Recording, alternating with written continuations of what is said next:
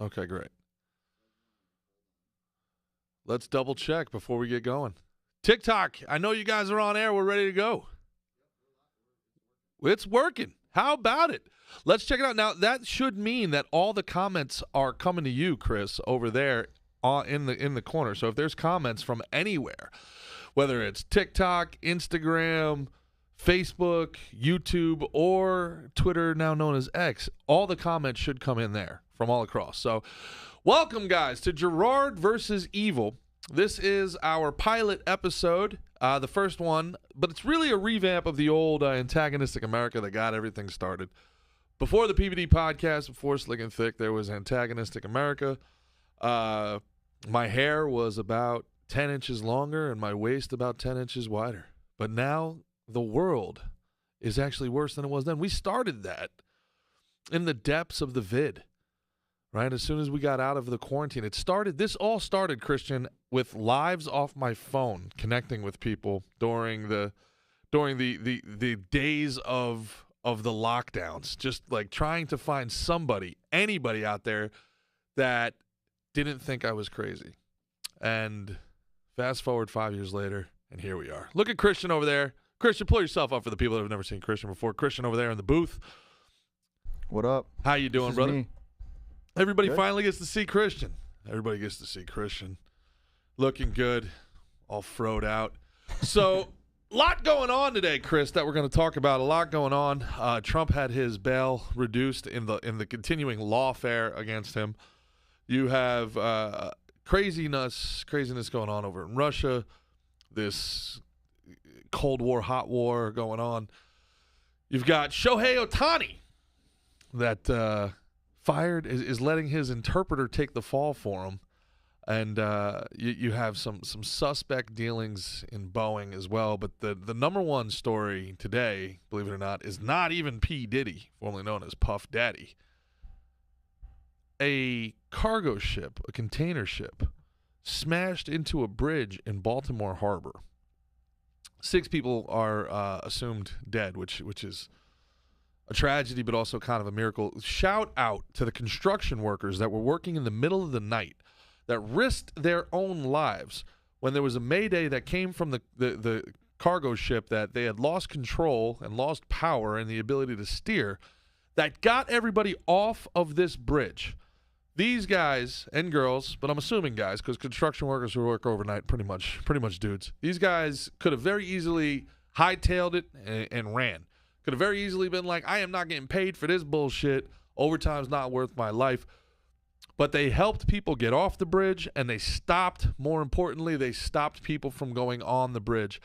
And for people that haven't seen it, Chris, you can pull it up. It's a really remarkable sight, this giant container ship. Now, I don't know, you've probably seen these out in Cleveland, the Mistake on the Lake out there. But where I grew up in Jersey, Port Elizabeth, Jersey exists as a port. New York, Brooklyn, Staten Island, this is nothing but container ships nonstop. And it's a place known as the land of 1,000 bridges. This is nothing but tunnels and bridges where I grew up.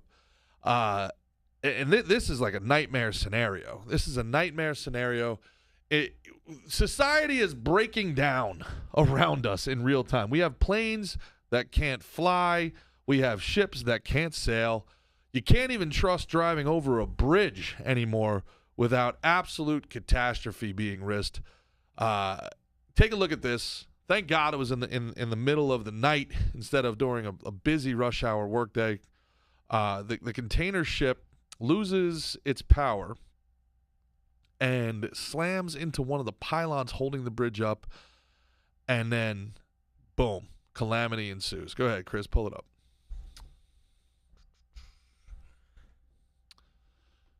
And it's not really playing. I think I'm having an issue playing video on the live. Okay, that's fine. So, But if people haven't seen it, for the people that are just listening, kind of click through. look at that. Look at that click through. Go ahead, do that again for the people. This is like time lapse photography. It's a slow motion shipwreck. This guy is going straight into one of the 2 stanchions that hold this bridge up. He makes contact, and boom, there goes the whole bridge. And anybody that was on it They're still searching for people. There's 6 people that were missing. As of this broadcast, shipped the cars have gone to the bottom of the river. They're using sonar to try to find them. Who knows? Miracles happen. Hopefully those people will be saved. But man, I tell you what, in a world where you get labeled as a conspiracy theorist for just asking questions, the timing is just very questionable that a tragedy like this would happen so close after a terrorist attack in Russia. Now, it's huge leaps and bounds to try to connect those two. But when things that never happen in close succession to one another, it's pause for reflection and questioning. And I don't like in our society you get labeled a conspiracy theorist. I'm not saying that the two are related whatsoever. I think it's very strange that they ruled out terrorism immediately. Both Baltimore and Homeland Security. But I frankly have lost so much trust and faith in our government that for them to rule that out immediately makes me feel like, how would you possibly know? How would you know? And then there's another Twitter feed that you can pull up that was retweeted by, one of the people that I think is one of the brightest human beings on earth, and Chamath Palihapitiya. How do you say that last name? Chamath, you know what I'm talking about? Chamath Palihapitiya? Not. Really, really brilliant tech billionaire who is a minority owner in the Golden State Warriors now. He's one of the co-hosts of the All In podcast. Chamath retweeted this, and I saw it, and again, it's very, very, it's questionable. It's very questionable. So the official story is that this super tanker, which has gotten cited before for propulsion issues and has failed tests in other ports and apparently had an accident in Antwerp in Belgium a couple years ago, but is still out there, still chugging along. And this ship loses its propulsion. It loses power. It loses its propulsion. But this guy puts together a timeline of the ship lining itself up. Not with the bridge, with the stanchion on the bridge. And the lights go out just before impact. The lights come back on just before impact. If you could scroll down a little bit, Chris, I know we're having trouble playing the video, but maybe you can go through like you did before. And if we watch this, now I've not confirmed this. Take everything with a grain of salt. But to me, this is 1,000% worth further investigation before we make declarations. So this ship leaves port. Go ahead, Chris. And then as this ship leaves port, it goes to bon voyage out into the ocean. And with its billions of pounds of weight, it starts out down the river towards the bay, towards the ocean, and it loses power, all right? But not before, keep going, Chris, not before coursing its action directly into the pillar. Now, people are saying that what happened is why it made that hard left turn was that it was dropping anchor. It was trying desperately to stop its momentum. It was trying desperately because look, once these things get going, it's unreal. Once these things get going, it's basically a moving island, the amount of force and weight that it has. Oddly enough, in the new Obama-funded movie about the end of the world, one of the key signs of the degradation of society before the apocalyptic civil war is that these tankers people would lose control of these tankers. Now, other people are saying that this just goes to show how outdated and out of touch and rusted and old our infrastructure has gotten. Maybe. But I got to tell you what, man. For a guy that travels for a living, the United States of America that I grew up in, and now I'm 10 years older than you, Chris. I'm not a ton older than you, but I'm 10 years older than you. The United States of America that I grew up in, you never for a second thought that planes would fall apart in midair, that ships would run into bridges. You know, like you never had to fear driving over a bridge. This is, things are not going well. Things are going poorly. Groceries being 3 times as expensive as they should be seems to be the least of our trouble. Like, so many things are going so poorly at the same time. It leaves us with only one of two options. The people in charge are either stupid or they're doing this on purpose. That becomes a very, very difficult question, right? About a little bit of both. Well, there you go, right? And that could stupid people be doing things that they think, or maybe people who think they're smarter than they are trying to social engineer a quote unquote better world, and they're so bad at it that everything's just blowing up at the same time. You know what I'm saying? Like, if we can't trust driving over a bridge in this country, like, first of all, people need to take some accountability to, like, learn how things work, right? Like, what does the price of diesel mean to you? Does the price of diesel mean anything to you, Christian? No, but now that I'm thinking about it, it probably should. No, just what does the price of diesel mean? Have you ever even considered it once in your life? No, but now that you mentioned it, I am. No, nobody does. Transports everything, right? Everything. Boats, trucks. Has the price of fuel? There you go. Has the price of diesel gone down at all in the last 4 years? Doubt it. So this idea, diesel's supposed to be a relatively inexpensive thing to make, and it lasts longer. The whole reason that trucks run on diesel is they're able to run longer on it. So the fact that diesel has never come down means that prices will never come down. Everything is getting shipped. We don't go to the store for like anything anymore.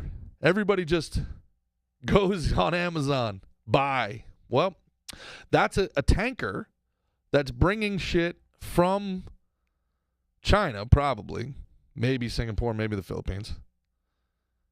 Comes across the ocean. By the way, every one of those tankers, when it crosses the Pacific, I think I read is the equivalent of 1 million cars in the carbon that they give off. 1 million cars, every single one of those tankers. So that comes all the way across. It's not running on fairy dust. That's running on fuel. And then it gets taken off of the tanker and put on the back of a truck, which runs on fuel, which runs on diesel. And then it's brought to your place, your market.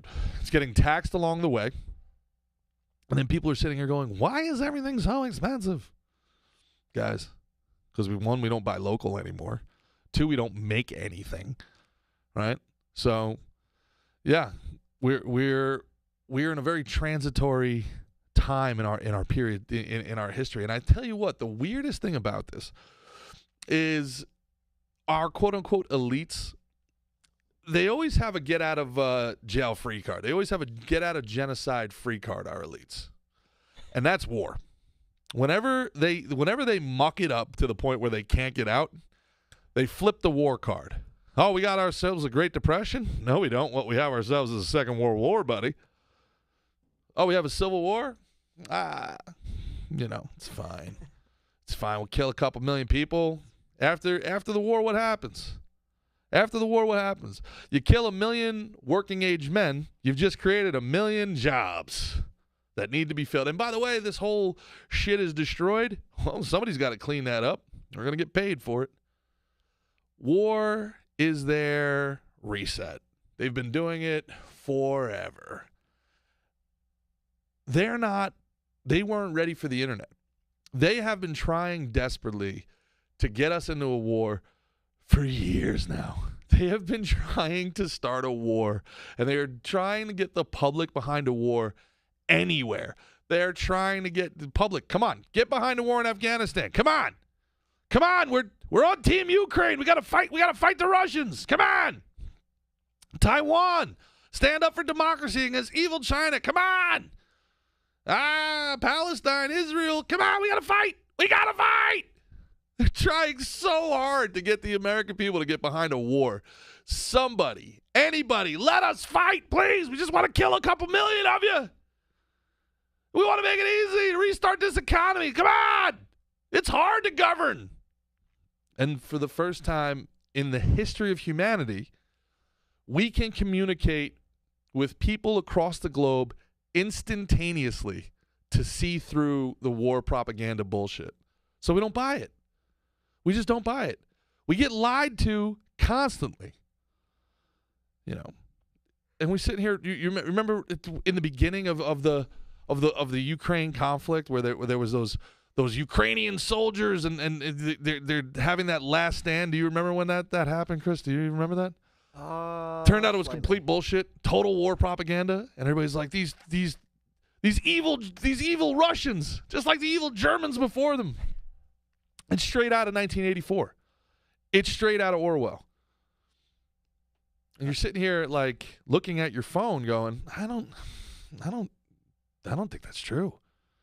I think these people are lying. I don't know what's true and what's not. That's my problem. Well, that's the thing, and they never had that. I don't know where to find the that's why you asked me if I'm interested in this stuff, and I am, but I just don't know where to look and who to go to find any legit information. And I think that's what the problem with a lot of younger people. They just tap out and just stay out of the game completely. No doubt. You know, and there's this odd thing that the government has pulled this trick where you're somehow seen as being anti-American or anti-patriotic, or you hate your country if you question your government. Let's distill that off the jump, okay? We are a country founded by outlaws. We are not a country of bootlickers. We are not a country. Samuel Adams and Thomas Jefferson were not riding around with back of the blue stickers on the back of their buggy. All right, there was nobody that wanted what we have now. If our founding fathers could see what has transpired, well, first they wouldn't have been surprised, right? Like Washington saw this come. If you ever get a chance, read Washington's farewell address when he left. He was like, "I'm telling you guys right now, no political parties. No foreign entanglements. I'm telling you, I can already see it happening." And he knew it. He knew that eventually there would come a time where our federal government was so strong that what they were trying to do with the quote-unquote United States of America wouldn't last. They've talked about this in the Federalist Papers, which every American should know, but every American doesn't. And we talk about this a lot on Slick and Thick. We are so bad at teaching history in this country, you have to believe it's intentional. They've had these discussions. Alexander Hamilton, the new hero of the modern left, was an original globalist. He wanted America to be a monarchy, the kingdom of America. He said, why would we fight this? Why would we fight this war? Why would we sacrifice everyone? And now we have it all. The British Empire wanted all of this, and we have it. Why would we give it to the peasants? Why would we give it to the people? And that's the whole thing, this idea of democracy. We're never supposed to be a plural democracy. Plural democracy was tried in Greece. They knew it was garbage. Not everybody's. We've created this illusion of like equality as this like great and noble endeavor. We just want everyone to be equal. We want everyone to be equal. It's stupid. It's stupid. Equal access, that is a noble endeavor. Equality is dumb. It's dumb. It goes against the laws of the universe. And now people hear this, and I can feel it. I can feel the reaction that I'm getting. I can feel it's like, oh, this guy's racist. This guy hates women. This guy's whatever. Because they've been so ingrained. Well, maybe hate women. I was going to say, one of those is true. But they've been so ingrained into they've been so indoctrinated to believe that equality is the only goal that matters that merit and achievement, right? Like you can have equality of access. Now that's noble, right? Well, it seems like trying to create equality goes against equality. I don't know if that makes sense. 100%. Does that make sense? As they're applying it, and that brings us to Boeing. Boeing has destroyed itself. One of the greatest brands in the history of the world has destroyed itself by going headfirst into the DEI. DEI, formerly known as woke, formerly known as affirmative action, formerly known as whatever you want to call it, DEI, diversity, equity, and inclusion. Some would say DEI stands for didn't earn it, is where you put that quote-unquote equality in front of anything else. And I think when it comes to making airplanes that have to keep people safe 35,000 feet in the air, I think aptitude is more important than inclusion. Now, people hear a white guy saying this, and they're immediately like, this guy, I'm talking about the Asians that they won't hire. I'm talking about the Asians that can't get into MIT and Harvard anymore because they were overrepresented. Just, guys, listen. You want diversity at your local Starbucks? Go for it. You want diversity on television? I mean, go for it. You know, they're fine. Everybody's represented. Everybody feels included. Fine. Whatever. But when it comes to ships that have to sail across the ocean and not hit bridges, when it comes to airplanes that need to keep people safe, flying across the country 10 miles in the air, can we agree that we want the best of the best working in these fields, regardless of the quantity of melatonin in their skin? Melanin? I wouldn't even know what the fuck it is. Can we just all kind of like time out? Time out. I just want to make sure my doctor's the best. I don't really care what they look like or who they have sex with, or I agree. If the pilot that's flying my plane is on 400 milligrams of Adderall to get me to wherever I need to be, that's cool with me. You're cool. That's cool. Yeah, listen. Driving makes everybody a little racist. I don't care who you are. Driving makes everybody a little racist. Flying's going to make people a lot racist. If they keep shoving diversity, equity, inclusion down everybody's throat, people are going to get on that plane and they're going to they're going to look in the cockpit and go, "Huh. I just saw this motherfucker. I just saw this person get off the turnpike without using a blinker. It's a red flag. This pilot looks just like the person that was driving 45 in the left lane on my way here. Oh, boy. Hey, boy. Doors rip off. Yeah, it's all happening at once, and it's hard to believe it's anything other than a controlled demolition. It's a controlled demolition. I mean, we're always downwind from these climate warriors and these people that Davos the 2030 plan. We're going to reduce emissions. How are we going to reduce emissions? Well, we got to get rid of super tankers, and we got to get rid of flying. And it's like, we're in a global economy. How the hell are you? Oh, okay. You're going to start sabotaging everything so that nobody wants to do this. That's what we're doing. Okay. Now that's a conspiracy theory. That right there is total speculation. I have no evidence of that whatsoever. I have a question. Do you think there's an actual way to save the planet in a way, or do you think at this point it's just going the way it's going to go? So let's start with that generational difference between the two of us. Do you believe the planet is in peril? I don't know. But you just said, is there a way to save the planet? So that question suggests that the planet's in peril. Right. Everything that I've seen and heard is leaning towards not anytime that soon, but I mean, we're building more, we're creating more pollution. Mm-hmm. I mean, if it keeps going that direction, mm-hmm. you would have to assume, right, that at some point there's not going to be any more room for garbage or whatever, pollution. Mm-hmm. Destroying the atmosphere. I don't know. I'm just kind of playing devil's advocate here. No, I appreciate it. I'm not a climate change denier, but I've also lived through a little bit more. Mm-hmm. I remember when the ozone layer was going to kill us all. There was a hole in the ozone layer. And if we don't stop using these pesticides and these greenhouse gases, that there was going to be a hole in the ozone layer. And the rainforest, Gerard? Come the on. rainforest. I haven't heard anybody talk about the ozone layer in forever. Ice is melting. Ice is melting. The rainforest is dying, which is why we have to get rid of all our plastic straws and replace them with paper from trees.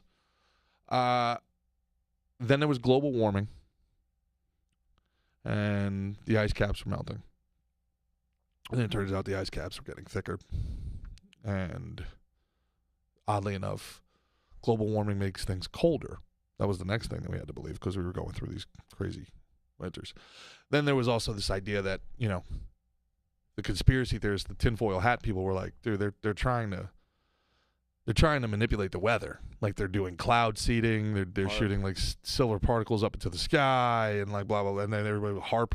Everybody was like, what are you, a nut?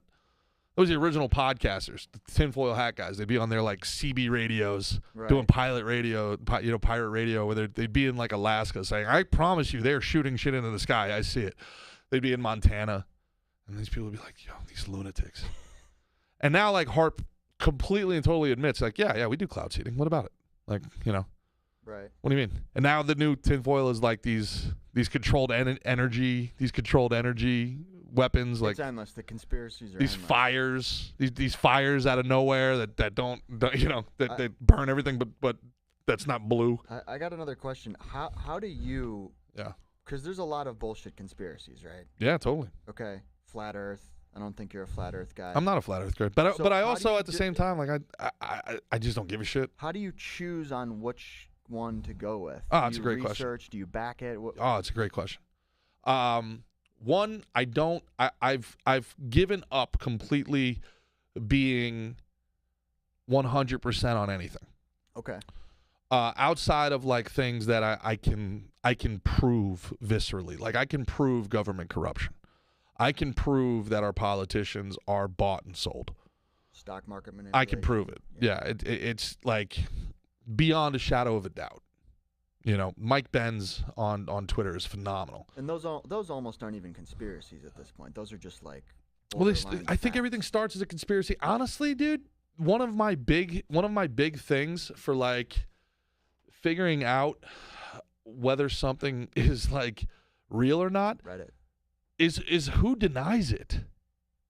Like as soon as the usual suspect, like Ukraine when it first happened. And everybody was on message all at the same time about we need to help Ukraine. George Soros' son was tweeting about Ukrainian flags. Immediately, I was like, oh, boy, here we go. Uh-oh. You know? Once you can see, it's its own language. Once you know how to read the language of politics, they don't really hide who they are or what they're doing. As far as like the other stuff is concerned, some of it, it's just too farcical for me to believe. You know, like the Nephilim shit and the fucking right.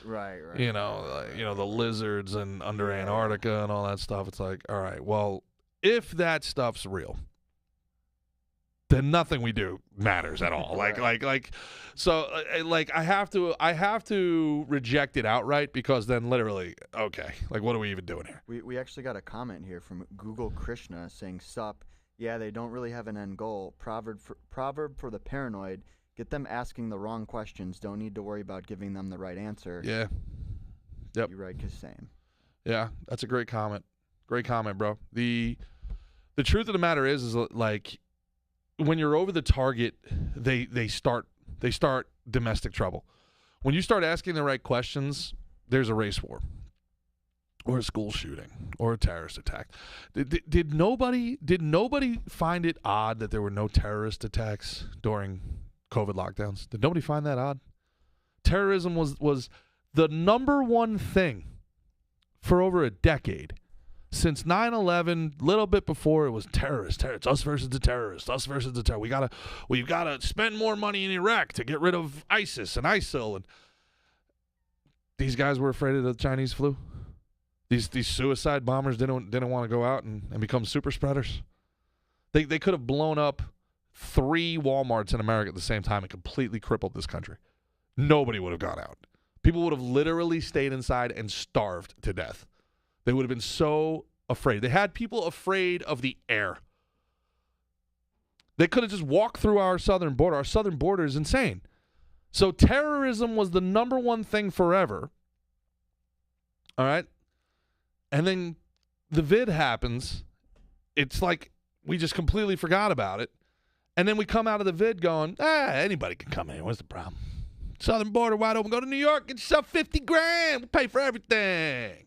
You know what kind of a sucker you've got to be a New Yorker still? As somebody that grew up in that area, you've got to be the biggest sucker in the world to pay rent and pay taxes up there. What a sucker. You're a chump. You've been out there struggling, living with 4 other people, 5 other people in Bushwick, taking a subway an hour to get to your $20 an hour job in Midtown, doing your marches. I'm a good person. I'm marching. Black Lives Matter. That just has a ring to it. Fast forward 6 months later. Black lives don't matter that much. Migrant lives matter. Black people in Harlem, I don't give a shit. Pay up. Mayor Adams says immigrants got to live for free. Immigrants steal something, push people in front of the subway. Now, I'm a grandson of immigrants. I love immigrants. You can't be a chump. This is chump behavior. Whole generation of punks. I mean, that's the good thing about our generation is what I said before. Like, they can't get us into war. They just can't do it. They're trying desperately to get us to get behind one war, which is like, bro, no, we don't care. Trump's a bad guy. No, man, like you're the bad guy, guys. You're the bad guy. Yeah, Trump's a dick, but what you're doing is so clearly abusive. You're abusing what we love about this great nation, the ideals of justice, the ideals of property ownership. These are things that we all aspire to. America needs these ideals. Say that they're bullshit all they want. We can have that debate. I'll probably agree with a lot of it. But it's necessary. This is our American religion. American, it's not a tribe. America is a dream. America is a destination we are all walking towards. That's why this thing works.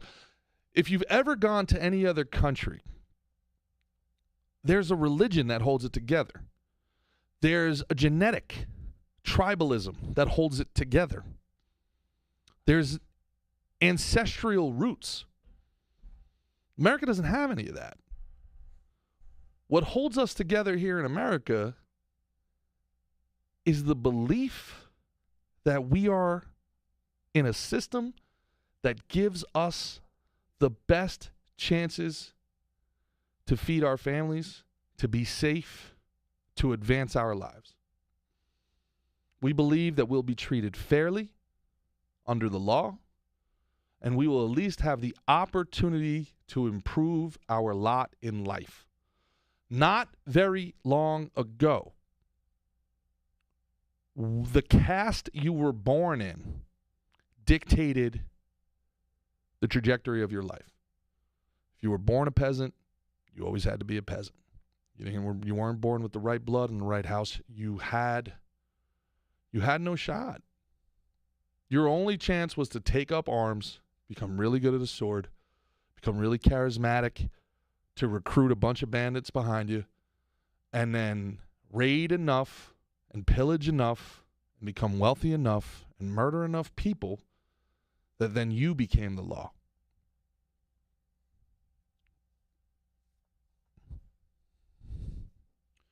When this breaks down in America, there is no America left. when nobody believes that they have a fair and equal shot in the eyes of the law, nobody will adhere to the law. When nobody believes that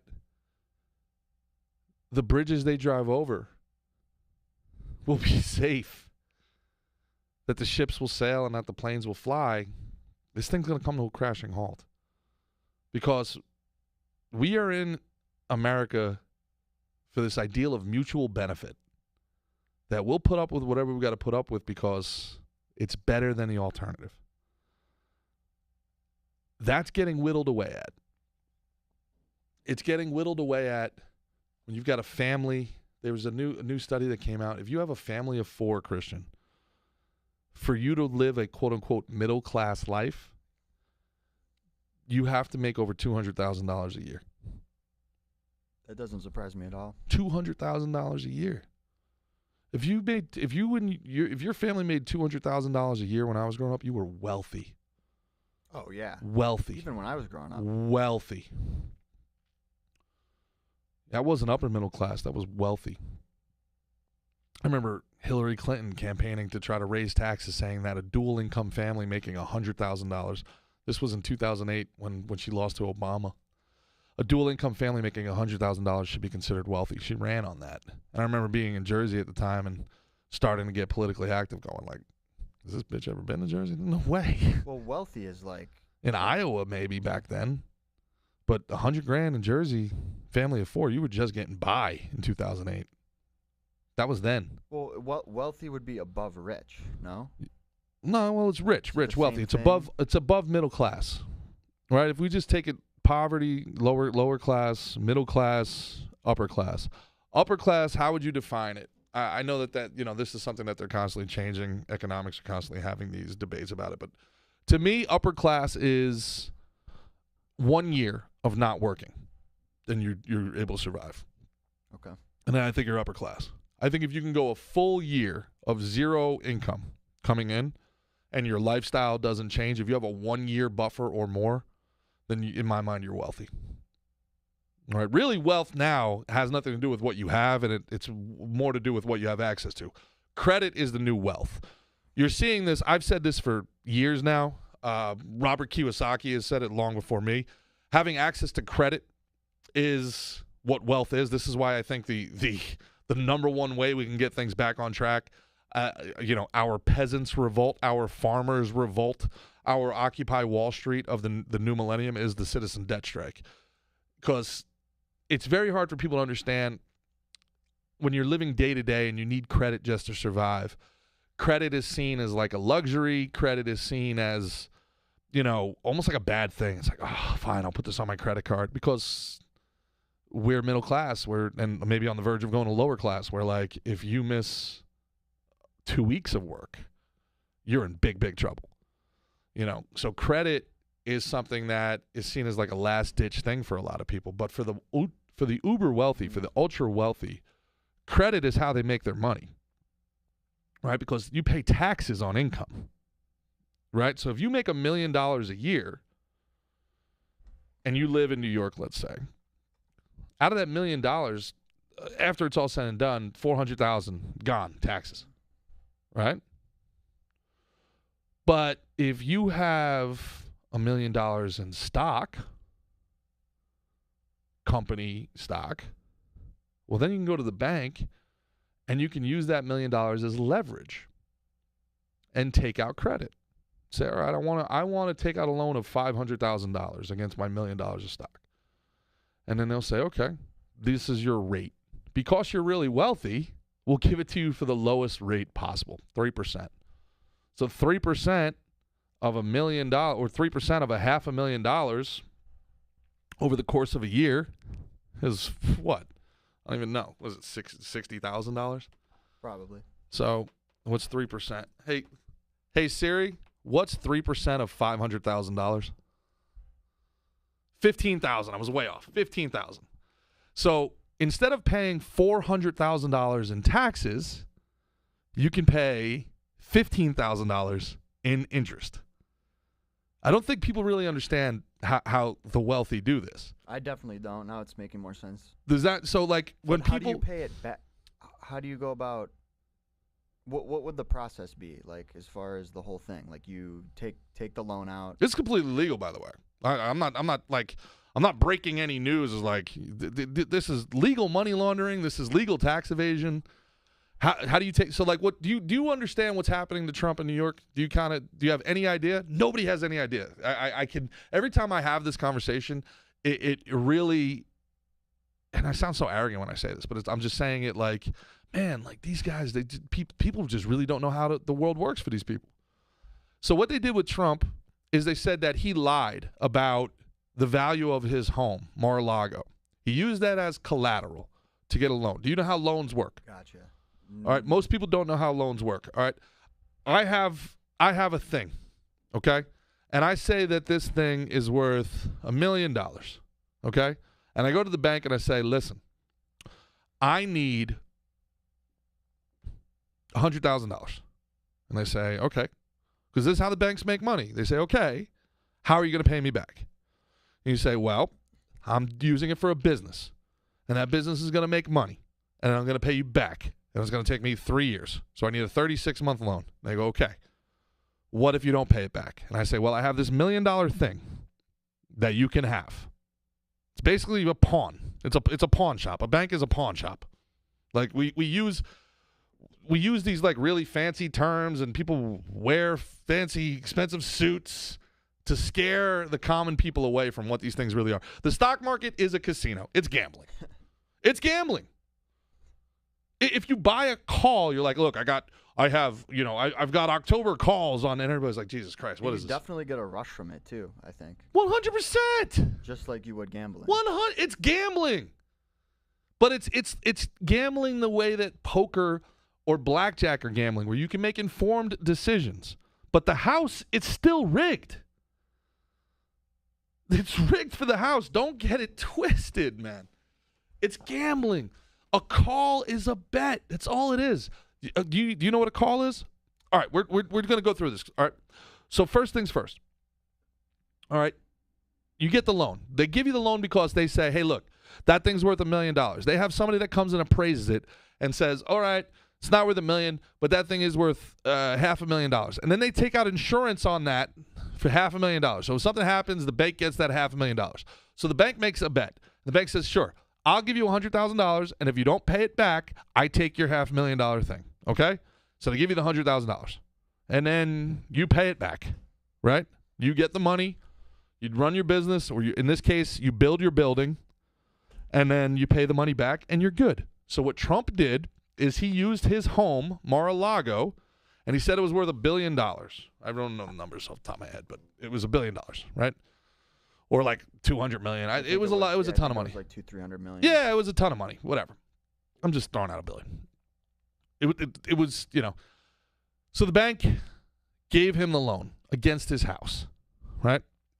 So he built a building. Just off him saying that that's worth. No. They send their own appraiser. Gotcha. They send their own appraiser. And at the time, it was appraised for that amount. Yeah, they have independent appraisers, and then he's got to get insurance on it. God forbid, like you can't burn the house down. You know, like we get the insurance. So they cover their assets. They cover their asses. But they need the money. They want money. I'm going to loan. Look, you're not a risk. I'm going to give you the money because I know you're going to pay me back. You have a good high credit score. So he gets the money, and he builds, which then makes him massively wealthier because now he can use that new building to get another loan. This is how the game is played. All right? So now, 30 years later, Letitia James, famous for running on the campaign slogan, too male, too pale, and too stale. That's how she got elected. So said that the New York State government was too male, too pale, and too stale. And if there's anything we know, that sexism and racism only matter if you're not talking about white men. So not only was she not pilloried for being sexist and racist, she got elected. And now she goes after Trump and says that he lied on this application. Now, maybe he did, maybe he didn't. But here's the thing.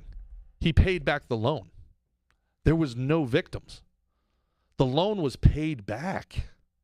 There was literally a victimless crime that's decades old. And if that is the precedent, and Kevin O'Leary from Shark Tank did a great job of saying this, if that's the precedent, well, now we have to go to every single person who ever took out a bank loan ever, and we have to say, all right, what were your assets here? Did you inflate your assets? Well, right, because I had to get my first car. I had to say I was making 6 figures. And I think Were you not? Of course not. Still am not. But that's the thing. Like, and I think the salesman even told me. Yeah. He's like, no, you have to put over. Yeah, this no. amount. That's how everybody makes money. Right. Did you pay back the loan?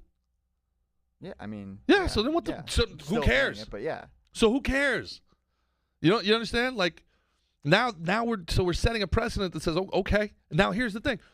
Then they tried saying that Mar-a-Lago was only worth $18 million, Which can't be true. It's insanity. It's But because fucking then Palm Beach. because what they then said is when he didn't want to pay back the $450 million bond, the ransom for his properties, they were like, well, just sell Mar-a-Lago. It's got to be worth $250 million. It's like, well, which one is it? Right.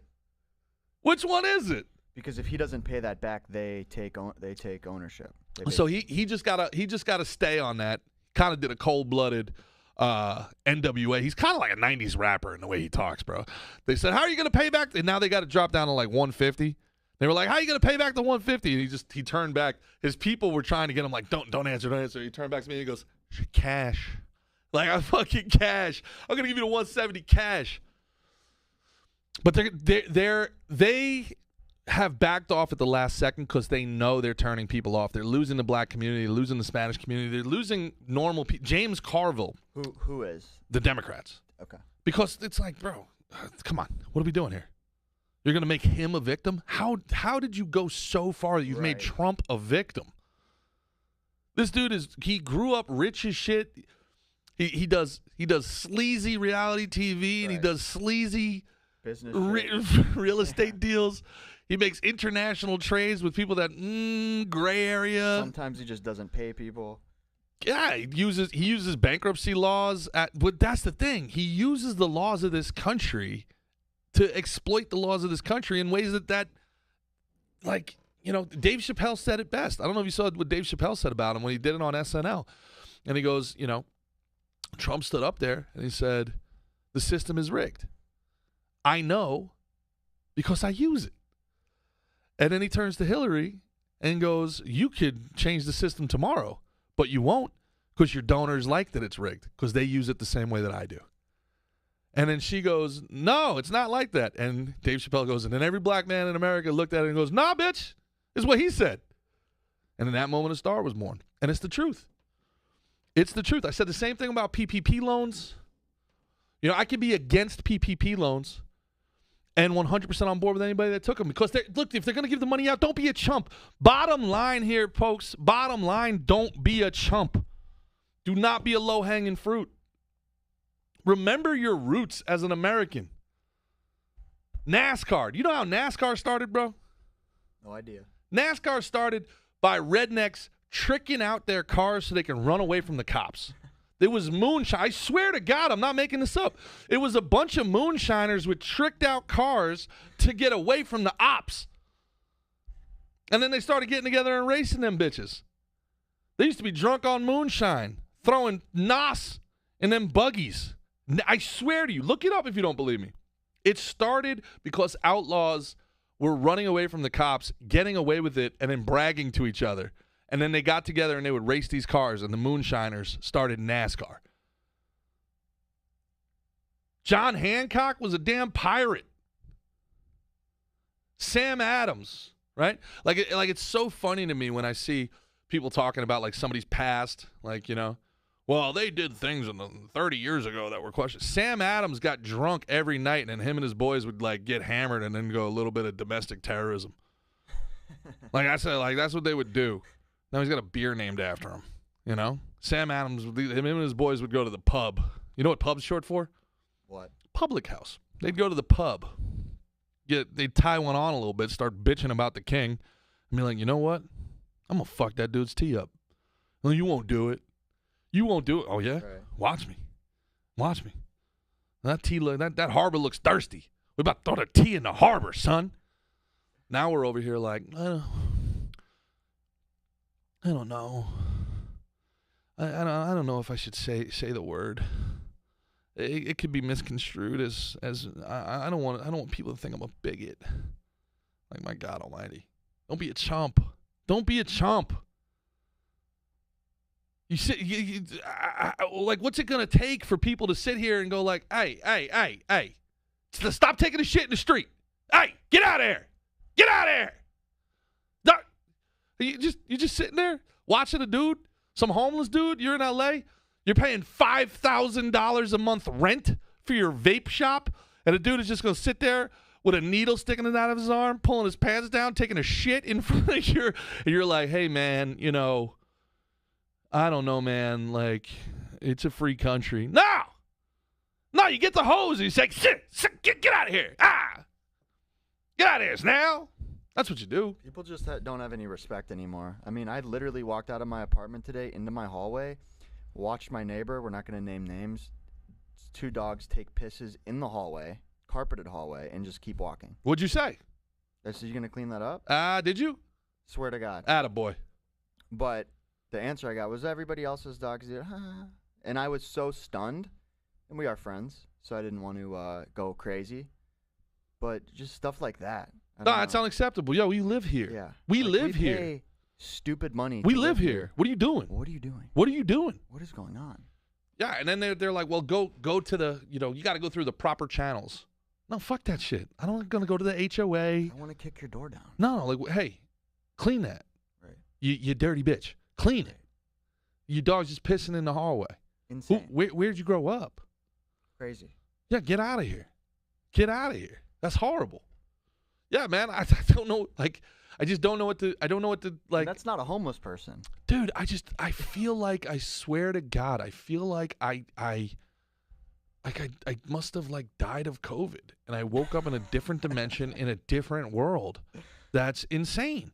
I have woken up in a dimension where squatters can go into another person's house, call the cops, and have the homeowner arrested. Bro.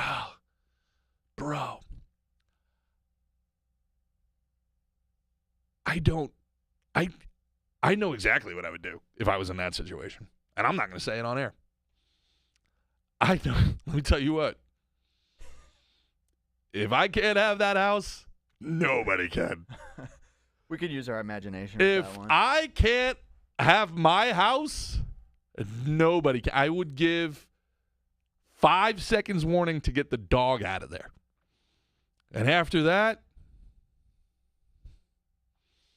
we all get the world we deserve. I really, truly believe that. We all get the world we deserve. We get the world we are willing to put up with. I had to explain how somebody I know, a close friend, didn't know what squatting was or it was a thing, and I had to explain to them that you can basically move in somebody else's property and then they can't kick you out. Well, there was a dude on TikTok teaching other illegal immigrants how to do it. Don't forget to put yourself on camera when you're talking, by the way. But he's literally telling people how to do it. The Catholic Church is telling people how to do it. The unfortunate thing is that this is a communist takeover. That's the unfortunate thing. And I've been talking about it for a long time. In fairness to people, I studied this in college. This is what my senior thesis was on. I was political science, Marxism. Marxism is really, I'm going to get in trouble for this, but I don't really give a shit.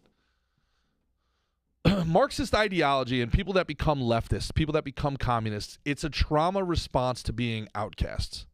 You don't see attractive women becoming leftists. You don't. Because attractive women, there was like this whole thing on Twitter the other day where like they were trying to like out Sydney Sweeney as a conservative. She's like, look at her dad post all this MAGA stuff. And it's like, well, Sydney Sweeney's fucking gorgeous. She's unbelievably gorgeous. The system works for Sydney Sweeney. She's going to get married to whoever she wants to be married to. She's going to have kids if she wants to have kids. She's probably going to live an affluent lifestyle regardless of how her career goes from now on. She is an upper echelon mate. So the system works for her, right? Her feedback loop, her whole life. Now, that doesn't mean that her life's been easy, and that doesn't mean that she doesn't have insecurities, and that doesn't mean that that doesn't have its own rash of problems with predators, and I'm sure she's been sexually assaulted and all these other, and I'm not saying it's easy, and I'm definitely not saying it's privileged, because I fucking hate that term. But what I am saying is that the system works for beautiful women. Being a leftist is a trauma response for people that the system does not work for. They have mating insecurity, right?